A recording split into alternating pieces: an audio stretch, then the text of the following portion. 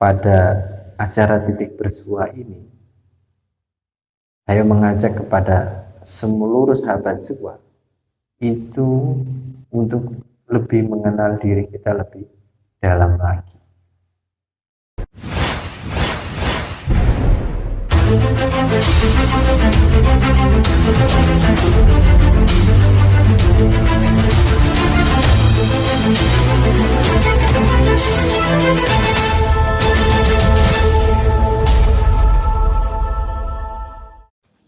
Assalamualaikum warahmatullahi wabarakatuh. Berjumpa lagi dengan channel Titik Bersua. Semoga sahabat sua dimanapun berada dalam keadaan sehat dan bahagia.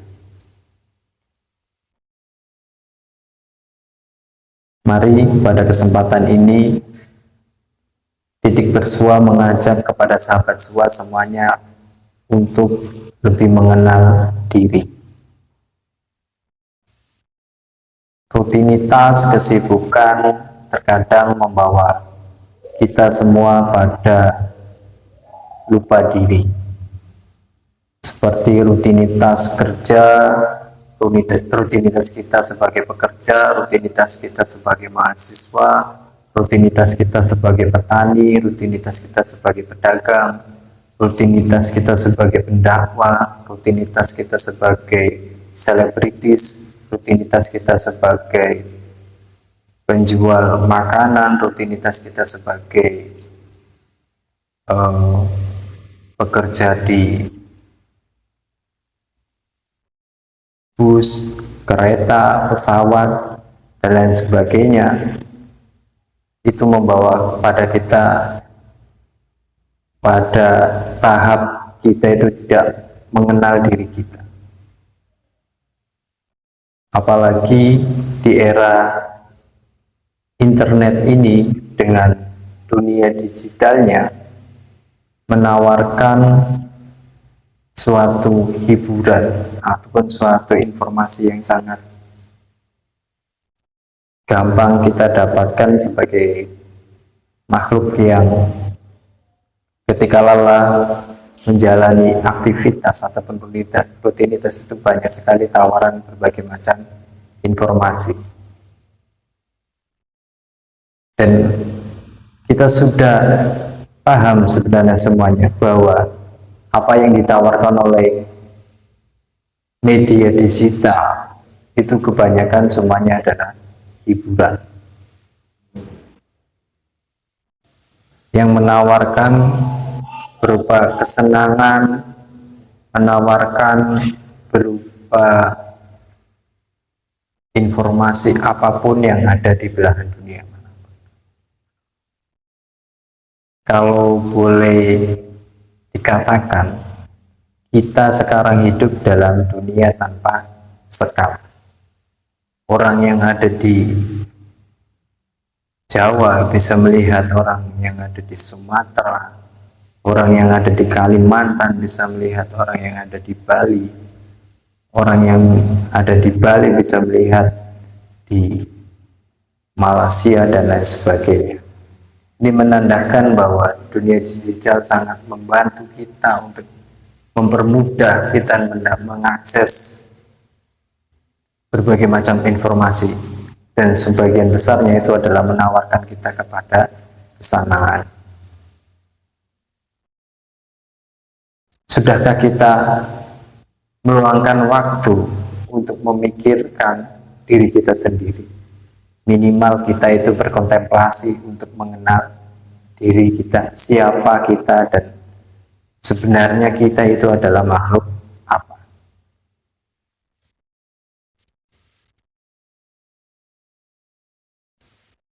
Filosof Muslim seperti Al-Kindi, Al-Farabi pernah memikirkan bahwa manusia itu terdiri dari dualisme substansi. Yang pertama itu adalah jiwa dan yang kedua adalah badan. Jiwa menurut Al-Kindi itu adalah suatu alat untuk mengontrol tubuh organik ini. Jiwa bagi para filosof muslim terutama Al-Kindi itu memiliki daya atau kemampuan. Yang pertama itu adalah kemampuan untuk marah, kemampuan untuk bernafsu, dan kemampuan untuk berpikir.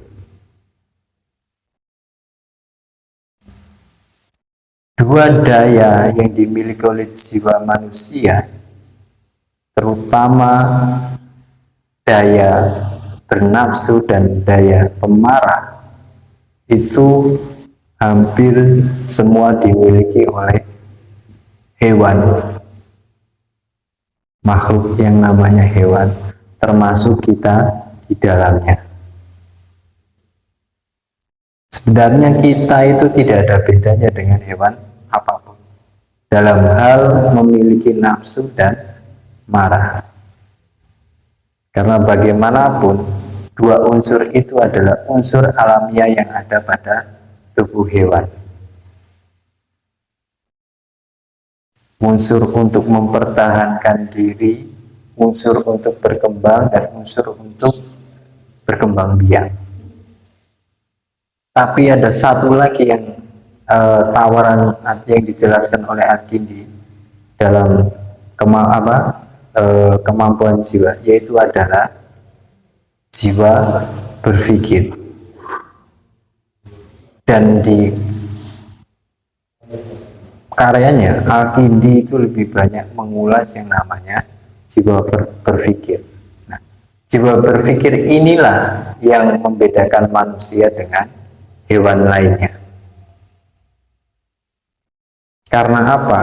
Karena bagaimanapun jiwa berpikir ini itu sebagai alat pengontrol supaya kita tidak terjebak pada tidak terpenjara dengan yang namanya jiwa nafsu dan jiwa pemarah.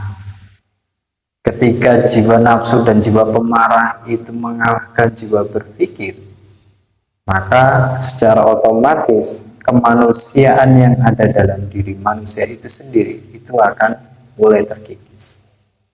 Nah, kalau kita hubungkan dengan kehidupan yang tadi saya katakan dunia tanpa sekat, yang banyak menawarkan hiburan, maka secara otomatis jiwa-jiwa ketika kita itu mengakses dunia digital, media sosial, ataupun jenis apa lainnya, itu semuanya menawarkan kesenangan. Dan tidak perlu kita pungkiri bahwa ketika kita mengakses dunia digital, terutama dalam keadaan lelah, kita itu hanya untuk mencari kepuasan sesaat, hanya mencari kesenangan, hanya mencari hiburan. Nah, sebenarnya kalau dalam pandangan filosofi jiwanya Al-Kindi, kita itu sedang digerakkan oleh jiwa bernafsu dan jiwa marah gitu. Dan kadang kita itu lupa bahwa diri kita itu memiliki yang namanya jiwa berpikir. Maka dari itu,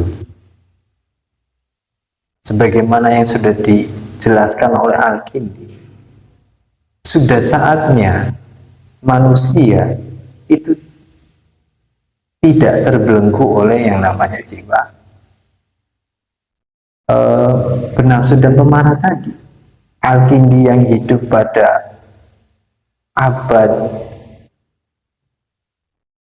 berabad-abad lampau itu sudah seolah-olah sudah mengingatkan kita, sudah menasehati kita sebagai manusia itu supaya kita tidak terjebak pada dua jiwa ini. Dan pada faktanya kita di kehidupan sekarang ini, kita itu kayak kita itu tidak mengenal diri kita, dan bahkan yang lebih banyak ditonjolkan itu adalah jiwa kebinatangannya, yaitu adalah jiwa untuk bernafsu dan jiwa untuk marah. Contohnya saja, ketika kita itu membaca media sosial dalam platform salah satu media sosial, terus kita itu tidak suka dengan tayangan yang disajikan oleh netizen atau disajikan oleh pelaku medsos, kita itu langsung mencaci, memaki. Dan kadang kalau kita itu satu selera dengan apa yang diinginkan oleh kita, maka kita langsung menyebarnya, share ke media sosial lainnya. Nah, dua contoh itu merupakan tindakan manusia yang digerakkan oleh jiwa pemarah dan jiwa bernafsu, gitu. Karena apa? Karena yang diinginkan oleh yang digerakkan, tindakan yang tergerak oleh dua jiwa itu gampang dilakukan. Kita itu lupa bahwa dalam manusia itu ada satu jiwa lagi, dan itu penting, karena bagaimanapun jiwa berpikir itu adalah yang membedakan manusia dengan jiwa binatang, gitu, hewan. Ya kehidupan apa ya? Ya kayak kita ya sederhananya kalau kita lihat tanpa harus menggunakan teori kritis apapun, tanpa harus menggunakan sudut pandang pun, mayoritas kehidupan manusia itu terjebak pada dua jiwa ini, jiwa binatang yang terjebakkan dalam jiwa bernafsu dan jiwa pemarah. Dan kadang saya juga masih terjebak pada dua jiwa tersebut, gitu. Makanya pada acara Titik Bersua ini saya mengajak kepada seluruh sahabat Sua itu untuk lebih mengenal diri kita lebih dalam lagi. Tentu dalam hal ini karena saya bukan siapa, maka kita mencontoh teori-teori ataupun pendapat-pendapat para intelektual Muslim terdahulu. Ini penting karena bagaimanapun ketika jiwa berpikir dalam diri manusia itu tidak diaktifkan, maka hanya kebinatangan yang akan muncul. Tidak senang sedikit langsung marah. Melihat sesuatu yang tidak penting, kita langsung nafsu ingin memilikinya untuk kepuasan diri kita. Tapi kalau jiwa berpikir kita itu lebih menang, maka sebelum melakukan tindakan apapun, ya jiwa berpikir inilah yang kita terdahulukan. Dalam hal apa? Ya dalam hal ini itu adalah tentu saja menggunakan akal budi kita secara sehat. Ketika kita mengakses informasi, semisal kita sebagai mahasiswa, ya maka ya yang kita cari itu adalah informasi-informasi yang dibutuhkan insan mahasiswa. Semisal kita itu sebagai pekerja, maka ya sewajarnya kita itu mengakses informasi-informasi yang bisa menambah skill kita. Kalau ada berita apapun yang sifatnya menjelekkan dan itu tidak suka dengan pandangan kita, ya kita jangan langsung mencaci makinya. Ya kita cross check sumbernya terlebih dahulu. Apakah ini benar atau tidak? Apakah ini sesuai fakta atau tidak? Barulah kita melawannya ataupun menolaknya, tidak nge-share-nya. Bahkan kalau bisa, kita bisa memberikan pemahaman kepada orang lain bahwa ini merupakan berita hoax. Nah, bagaimana caranya supaya jiwa berpikir itu menjadi habit dalam kehidupan kita ataupun menjadi habitus dalam kehidupan kita? Ini tidak instan, kita sebagai manusia itu secara instan bisa menggunakannya gitu, ataupun ya terbiasa, ya tentu saja gitu. Kita harus melatihnya. Dengan cara apa? Ya tentu kalau yang namanya melatih itu dari step ke step. Yang awalnya kita itu acuh terhadap diri kita, misal kita itu orang yang termasuk orang yang dalam bertindak itu tidak mau berpikir, yang mulai dari ini kita mulai berpikir apa konsekuensinya, apa manfaatnya buat kita, apa manfaatnya buat orang lain. Kalau tidak ada manfaatnya, ya tidak kita lakukan.